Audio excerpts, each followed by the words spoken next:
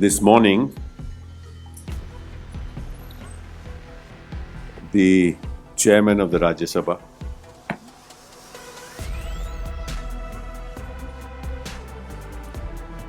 rejected the motion moved by members of the Rajya Sabha for the impeachment of the Chief Justice of India. Never before in the history of India an impeachment motion moved by members of parliament has been dismissed at the preliminary stage. Therefore, it is unprecedented. It is illegal because the chairman has passed an order which is required to be passed after a full-fledged inquiry. If 50 members of the Rajya Sabha move a motion for the impeachment of a judge, that motion has to be dealt with by the chairman, not in his judicial or quasi-judicial capacity. He has to see whether the motion is in order or not. Once the motion is admitted,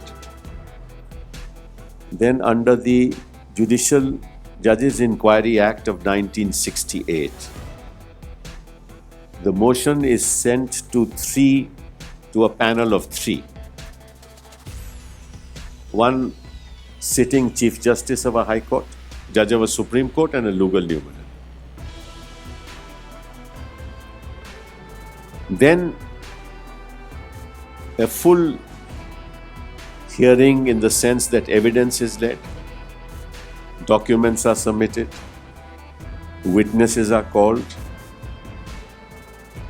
and the inquiry committee either comes to the conclusion that the charges are proved or not proved. The chairman of the Rajya Sabha has said that we've not been able to prove misbehavior.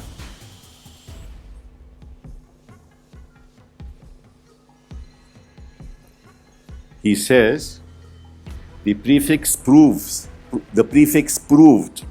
places an obligation of actually proving the misbehavior before the parliamentary procedure starts.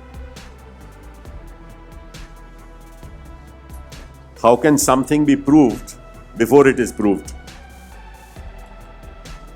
It can only be proved after an inquiry. It can't be proved before an inquiry.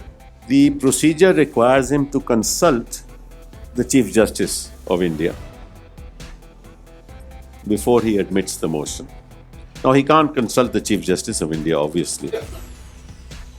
So he should have consulted members of the collegium. He has chosen not to do that. And last of all, hasty. What was the tearing hurry? If a motion is moved by the signatures, valid signatures of 64 members, which he admits, and there is a whole petition moved with documentation, excerpts of conversations and other things. And I don't think momentous matters like this should be disposed of in this fashion.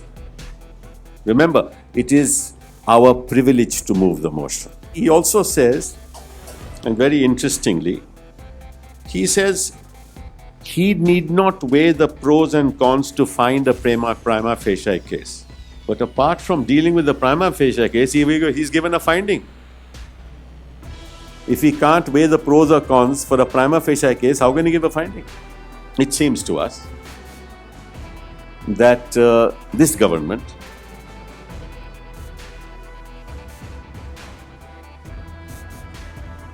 is very keen that this must not be allowed to be inquired into. We will certainly move a petition in the Supreme Court to challenge this order.